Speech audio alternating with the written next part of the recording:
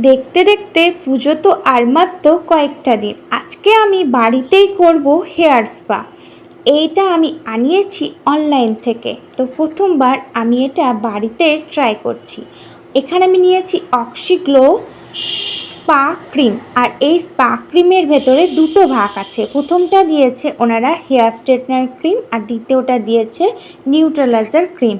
প্রথমেই আমি চুলটা শ্যাম্পু দিয়ে ওয়াশ করে চলে এসেছি, তারপর চুলটা শুকিয়ে নিয়েছি, তারপর এখানে হেয়ার স্ট্রেটনার ক্রিমটা আমার হেয়ারে অ্যাপ্লাই করব। তারপর 10 থেকে 15 মিনিট আমি এটা হেয়ারে রেখে হেয়ারটা ওয়াশ করে নেবো প্লেন ওয়াটার দিয়ে।